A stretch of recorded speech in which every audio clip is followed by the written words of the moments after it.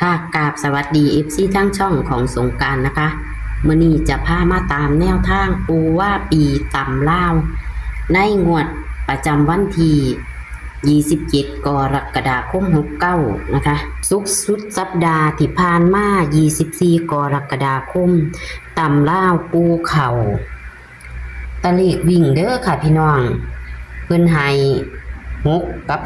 0เน้นที่6กับเข่า6ออก61เนาะพี่น้องเลขวิ่งเพิ่นบ่พลาดนะคะแต่ว่าจับคู่เพิ่นบ่เข้าค่ะพี่น้องจับคู่บ่เข้าแต่ว่าสายวิ่งเพิ่นบ่พลาดวันที่27 กรกฎาคม 69เป็นตำลาววันจันทร์นี้จะเป็นตัวใดขอคนละไลค์คนละแชร์ให้กับปูว่าปีเด้อค่ะมื้อนี้เพิ่นจะให้เป็นตัวใดเฮาไปรับชมรับฟังกันได้เลยค่ะ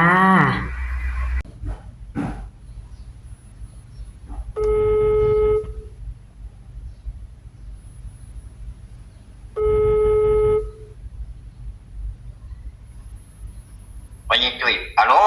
ค่ะกราบนมัสการกับปูมาเอาก่อนเพ่นก่อนสาธุสาธุเจริญพรเอาเหล้าตัวน้องบัดนี่เนาะค่ะตำลาวค่ะตำเหล้ามาตลาดต้องหันโยมแม่โอ้ค่ะไปตลาดมาโยมแม่โทรมาคนดีสนุกคนข้างคนบัวค่ะบ่ตกเพราะปอกแป๊กนี่ค่ะมันขึ้นนี่โอ้ยอยู่ที่ตกทั้งย่ำเวียนย่ำขึ้นป้าก็มาตกดีค่ะแต่ใกล้ผู้บ่ปูแม่นมันนั่นตกก็ว่าพวกกันยกสะดุ้งได้มกปลาชิ่วมกหยังมาจังหันมาเล่นนะโอ้ค่ะโอ้ยสาธุนำค่ะดีตัวนี่สนุกค่ะทั้งนี้ปัตติเน่เล่าพัฒนาเขาเนาะค่ะโอ้บางหันเอาทะเลโหข่าวเลขวิ่งโอ้เด็กจิตวิ่งดีอยู่ถามว่าแม่เตรียมเขียนรถค่ะให้เขียนแถวบนเด้อมี2มี3มี6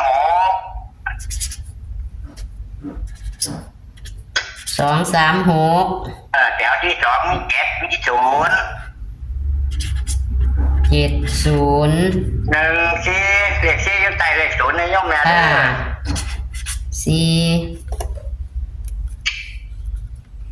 4จับคู่ว่าที่นี่เดี๋ยวเอาตัวเด่นก่อนลืมค่ะวิ่งวิ่ง2กับ3วงกลมไปที่เลข3ในย่อมแม่เด้อ2กับ3ลักร้อยมี3กับ0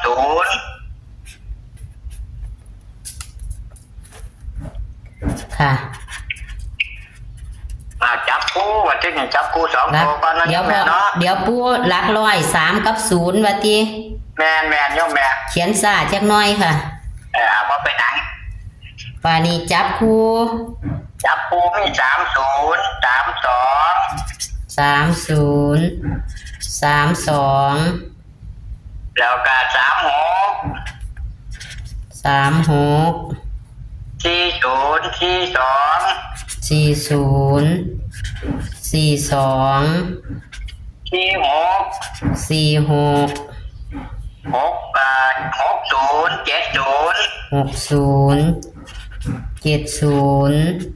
แล้วก็72ในย่อมแม่เด้อไม่เก้าหาง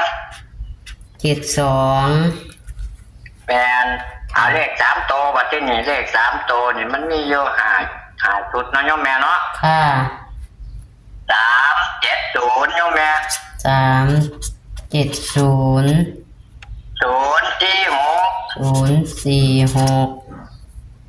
แล้วก็360 330ย่อมแม่330บัดนี้เฮาเน้นเลข3ตัวนี่เน้นไปที่370ค่ะแล้วก็346ค่ะ330ย่อมแม่330 2ตัวนั่นวงกลมไปที่3036ค่ะ3036 4046 4046 6070โยมแม่ 6070เอาตัวเน้นได้โยมแม่เด้อตัวเน้นไปที่30ค่ะแล้วก็70ค่ะแล้วก็46ได้โยมแม่เด้อ46นี่ล่ะ3คู่ค่ะเน้นคือ3คู่แม่นเลขเด่นเลขรูดเลขวิ่งนี่ไปวงกลมไปที่3เด้อโยมแม่เด้อค่ะแล้วเลข3ตัวนี่ก็คือมี3หางที่เน้นเนาะปูแม่นโยมแม่ถูกต้องแล้วค่ะคือโต370ถือว่าเขาตะเลขวิ่งก็ถือว่ารู้จับปูเนาะโยมแม่เนาะค่ะนี่เขามีรุดดับปูธรรมดารัฐบาลไทยปล่อยให้แม่หรอตัวเนาะปล่อยแล้วค่ะปล่อยแล้วปูมาจำมันสายอยู่พี่เพิ่นไปพ้นมาเพราะว่าเพิ่นบ่หลายเพิ่นไปขอมาก็เลยได้มาจับมันสายเพิ่นอ๋ออยู่ทางไหนปูบัดนี้แต่ว่าย่างมันแค่ต้นเงินต้นหยังมันก็สิมาม่วนไปออกพรรษาลาพระเจ้ามันก็สิมาม่วนไปต่อยเพิ่นคือเก่าหั่นล่ะหม่องเก่าหม่องเดิมมันค่ะอันนี้คือปูจะไปเข้าพรรษาอยู่วัดใหม่แม่นโยมแม่ชื่อว่าวัดหยังล่ะปูวัดบัดทงค่ะอยู่ใกล้กันอยู่แม่นบ่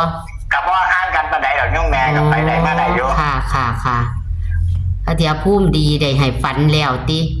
แม่นปูไปตะหึงค่ะนี่ไปมาได้ 2-3 มื้อแล้วค่ะนั่นแหละมาได้แจ้งโยมแม่ไว้ก็เลยพอดีก็เลยได้มีโอกาสก็เลยได้บอกโยมแม่นำแต่ค่ะอุยสาธุนำปูค่ะ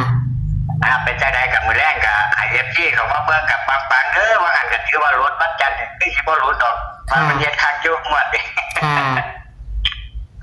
จะนั่นเขามาเบิ่งกับโยมแม่อยู่ดีมีแห้งไอเอฟซีอยู่ดีมีแห้งยิงกันมีทองค่ะสาธุเขาว่าเพราะไก่เขาพรรษาแล้วกับมื้ออื่นมื้อเนิ่นเรื่องแล้วค่ะก็จะไปเข้าพรรษาอยู่ปูเมื่อเข้าพรรษาน่ะก็สิได้เอาสวยอยู่ดอกปูเขาเป็นหยังดอกโยมแม่ธรรมดาละค่ะ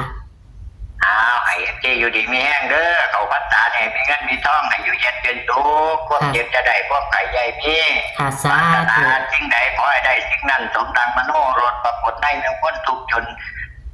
ยามีใจเพิ่งสบายหรือสอยมีละพ้อยลอยจังมโนไม่ใจหวังอยากได้ยังให้อ้างรถแค่จนไหนคุณสุแนวเด้อเอฟซีสา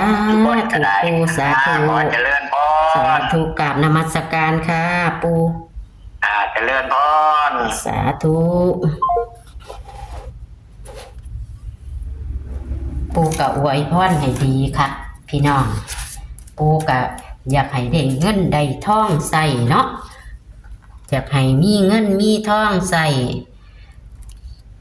อยากให้ได้ไปทำบุญนำก็ขอให้โชคมันกับปูว่าปีนะคะพี่น้องตำล่าวถึงจะหลายโตก็ให้พี่น้องใส่วิจารณญาณในการรับชมเอาเด้อค่ะตัวเลขเป็นเลขคำนวณนะคะก็เลยหลายตัวนะคะเลขคำนวณคันเลขฝันเพิ่นก็อาจจะว่าหลายตัวเพิ่นไปยุคภูมิใหม่แล้วเพิ่นอาจจะมีเลขฝันมาฝากโค้งสุดท้ายของรัฐบาลไทยพี่น้องปูสิมีโค้งสุดท้ายของรัฐบาลไทยมาฝากอยู่ดอกเพิ่นไปอยู่หม่องใหม่แล้วภูมิดีอยู่ดอกเพิ่นจังฝันมันสงบเนาะ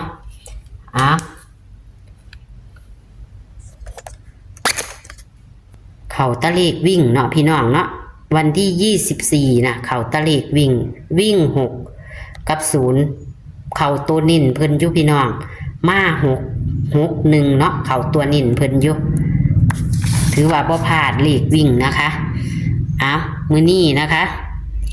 วันที่27กรกฎาคม69ตำล่าวนะคะแคปหน้าจอค่ะพี่น้องเห็นหมดบ่ค่ะแคปหน้าจอเด้อค่ะเพิ่นเน้นก็คือเขียนว่าเน้นล่ะค่ะพี่น้องเน้นอย่างละ3หางนะคะเลข3ตัวก็370 346 330ค่ะตัวเน้นนะคะ ส่วนเลข2ตัวมี30 46 70ที่เน้นๆนะคะ เลขวิ่งเพิ่นขอให้รูด3ค่ะพี่น้อง ขอให้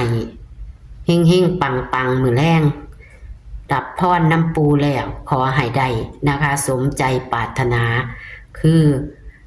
ค่ากับข้าวหรือว่า ให้ได้โชคได้หมานกับปูมือแรงตำล่าววันที่27กรกฎาคม69นะคะ วันจันทร์นี้ของต้นสัปดาห์ขอให้เฮงๆปังๆค่ะสวัสดีค่ะ